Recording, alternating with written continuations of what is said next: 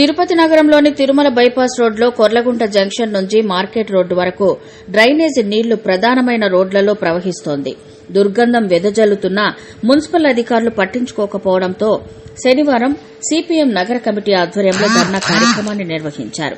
ఈ సందర్భంగా సిపిఎం జిల్లా కార్యదర్శి వర్గ సభ్యులు సుబ్రహ్మణ్యం, సిపిఎం నగర కార్యదర్శి వేణుగోపాల్ ఇరువురు మాట్లాడుతూ తిరుమల బైపాస్ రోడ్లో నిత్యం యాత్రికులు వచ్చిపోయేటటువంటి ప్రాంతం ప్రధానంగా కొర్లగుంట జంక్షన్లో ఎక్కువ మంది విద్యార్థులు, మహిళలు ఆధార్నే నడుచుకుంటూ వెళ్తుంటారని, దాదాపు నెల రోజుల పైబడి అక్కడ డ్రైనేజీ నీళ్లు రోడ్లపైకి వచ్చి ఏరులై పారుతుంటే దుర్గంధం వెదజల్లి స్థానికులు తీవ్రమైన ఇబ్బందులు పడుతున్నారు.